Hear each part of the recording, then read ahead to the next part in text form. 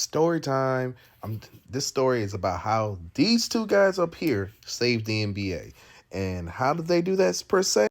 You have a spectacular passer, a 6'9" point guard named Irvin Magic Johnson, and a hick named Larry Bird from Indiana. And these two guys play in college and they have the biggest game of all time for basketball viewership. The all the African Americans are watching the game, all the Caucasians are watching the game. It's a racist show, and it's just, oh my God. The black school of Michigan State versus the Indiana State, and they playing with the two best players in college basketball, all in the same time. And then you have Mr. Larry Bird over there. Oh, my bad. Mr. Larry Bird goes into a team. He gets drafted in 1978, actually. But he's told Red Auerbach, I'm going to the league, regardless of what you're saying, in 1979. I'm going all 4 years. Red said, and this rule has been changed because of that. He drafted him first overall in 78. So he had Bird, even though he didn't even play in 1978 season 79.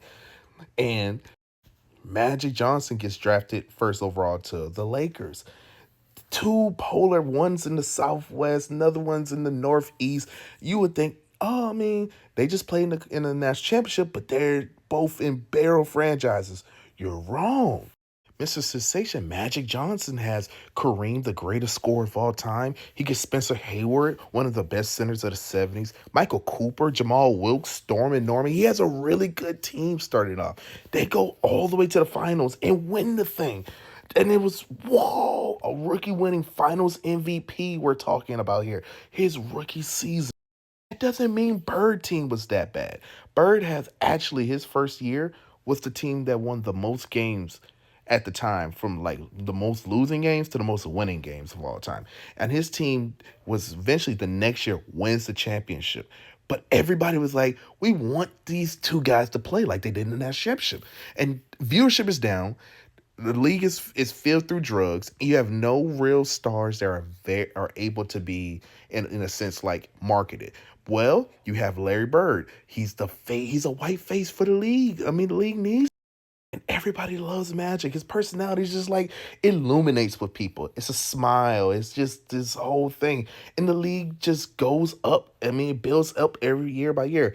Games before 1983, I believe, they were literally getting pre-taped. That means when you got off work, the game would already been played by 7 o'clock, but it wouldn't even show until after the news. So you couldn't even watch the game live. It literally showing right here. When these two guys played, these guys made magic. No pun intended. So what I'm saying is that we're talking about these two saved the league by them playing.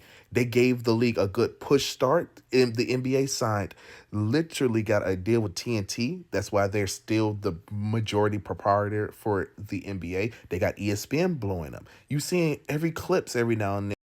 And we're talking about a player that does this type of stuff. Everybody's like, when are these guys going to play? When are these guys going to play? They make pandemonium when these two guys played in finals. Everybody tuned in. Women that didn't even watch sports, men that didn't even watch sports, black, white, Asian, everybody. The West Coast is repping, East Coast repping. This was the must watch TV. The finals was must watch. Unlike how it is in NBA today, the finals in the 80s, especially when these two guys was playing, was money. You have Bird in 84 winning the finals, 85 Magic wins the finals, 86 they don't play, but 87 they do play, and that's one of the most watched finals in history. So yeah, this is just my piece. I just wanted to talk about them too, how these guys made basketball better, how about these guys got basketball more watch, and this is now a worldwide conglomerate until this guy took over. He then makes the league until it's bigger than it ever been.